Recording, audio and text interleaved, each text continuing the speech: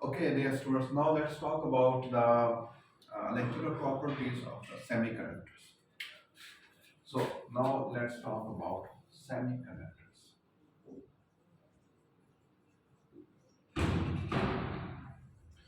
As I said, in semiconductors, the band gap is there is a band gap, but the value of the band gap is lower than 2 electron volts. And the examples are silicon, germanium, and some element form for a group and so on. But let's talk about silicon and germanium. Before I proceed talking about semiconductors, I would like to give you a concept of the Fermi energy.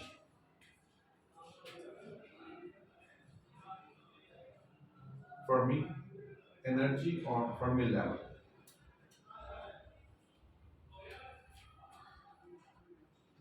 In very simple way, we can say that at 0 Kelvin, or absolute temperature, Fermi level is the Fermi level is the highest level occupied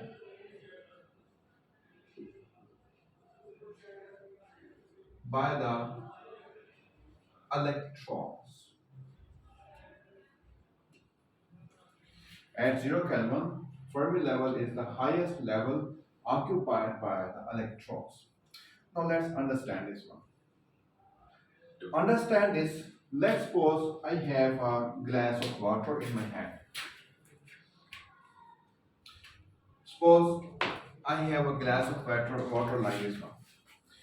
If I start filling this glass of water with water, then you will see that, let's suppose this is the glass of water, and I started filling this water, then you will see that first water will occupy the lowest level of the glass, and it rises as I increase the amount of the water inside this glass. So when I put the water inside, then initially the water vapors will go at the bottom, which is at the lowest level, and then it started filling and go to a level which I want to fill.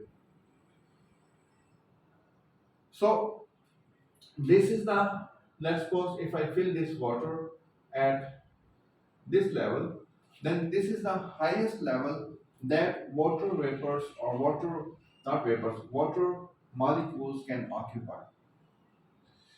This is the Fermi level of the water molecules inside this glass. Similarly, for the electrons, when we started filling the electrons inside an atom, electrons will first occupy the lowest level energy, and then they will go on filling the higher states with the higher energies. So once you fill them, then you will see that after filling that at 0 Kelvin, this is the highest level that can be achieved by the electrons by filling the um, inside the states. For every material, this is different. So the Fermi level is the highest level occupied by the electrons after filling the lowest levels. This is the concept of the Fermi level. Now let's talk about semiconductors. Contradiction to the metallic or conductors. In semiconductors, there are two kind of conducting particles: electrons, which have negative charge, and holes, which have positive charge.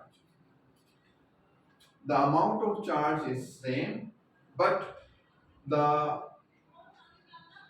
Polarity of the charge is opposite. Electrons have negative charge while holes have positive charge. Now let's understand what is the meaning of hole. Hole basically is the vacancy of an electron. For instance, if I have an atom, then the inner part is nucleus, and I started filling this with the electrons. Then in the first orbit, I will have two electrons, and in the second orbit, I can have eight electrons. So if one electron from an orbit goes to any higher state, or from higher state to lower state, then there is a vacancy of the electron available over here, and this vacancy is known as hole. In semiconductors, both electrons and holes are the dominant charge carriers. In conductors and metallic materials, only electrons are the charge carriers, but in semiconductors, we have two kinds of charge carriers, electrons as well as holes. In metallic materials, free electrons, the conductivity of the metallic or conductors depends strongly on the number of free electrons. But in case of semiconductors, it also depends on the number of holes. And in this case, as I said, there is a valence band and there is a conduction band. Electrons can move from the valence band to the conduction band. And when they move, they leave behind a vacancy, which is hole. So these electrons which are in the conduction band can then contribute to the electronic conductor and electronic conduction in the semiconductors.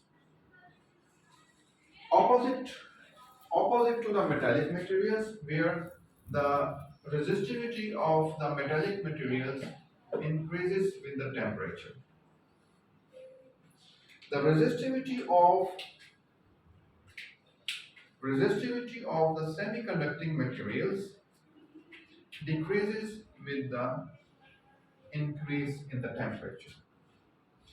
This factor you already know because of the scattering, because of the mean free path, and because of the grain boundaries. But this factor is because when you add more and more heat, that heat energy can force these electrons from the valence band to go into the conduction band.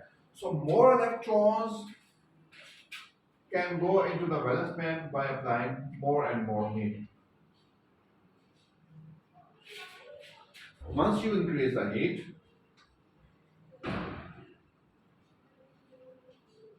then more and more electrons can move from the valence band to the conduction band.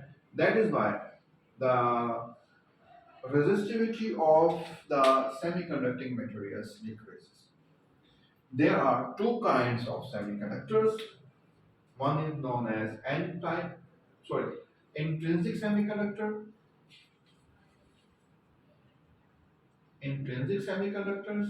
and extrinsic semiconductors.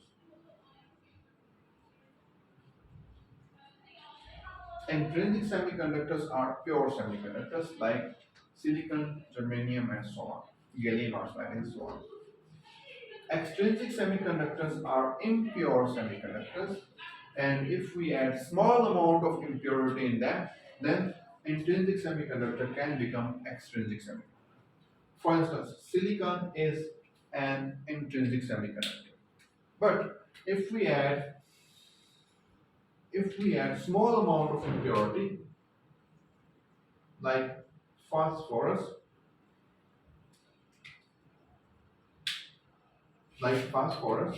which is 5 plus, then this silicon can become an extrinsic semiconductor, which has two further categories. Number one, N-type semiconductor and P-type semiconductor. N-type semiconductor is one in which electrons are the dominant charge carriers. P-type semiconductors are one in which holes are the dominant charge carrier. Silicon is 4 plus,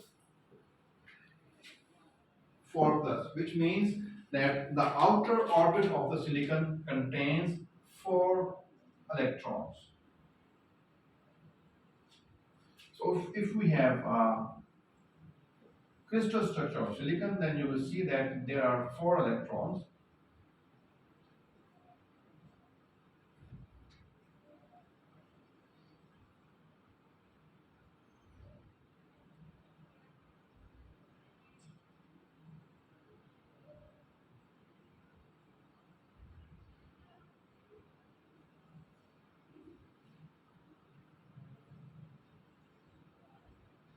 In their valence band, and when they are joined to the other atoms, then the 2 electrons are shared by the neighboring atoms. 2 electrons are shared by the neighboring atoms. So we have silicon here, which is 4 plus. And if we add an impurity like phosphorus in that, then adding phosphorus, which is 5 plus, 4 electrons may combine with the 4 electrons of the silicon, the neighboring atoms, and 1 electron is left behind. It means that number of electrons is increasing. That is why it is known as N-type semiconductors.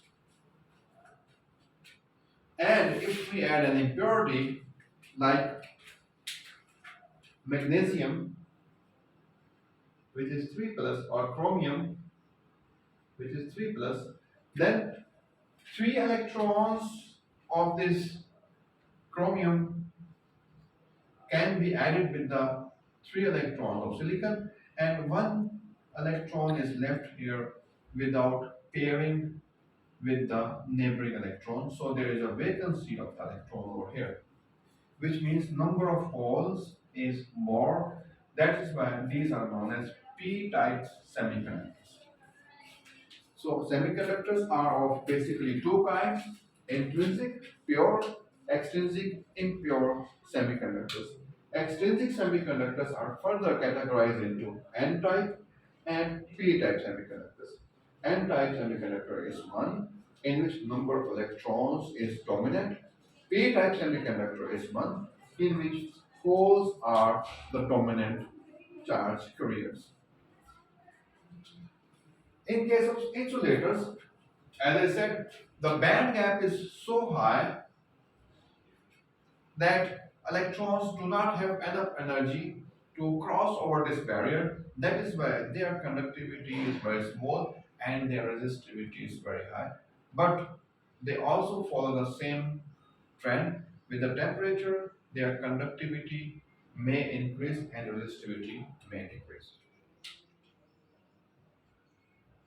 And these semiconducting materials are used in many applications in making integrated circuits based on silicon chip, and they are also used in other applications for, let's say, for sensors, detectors, and they are also used in other biomedical applications.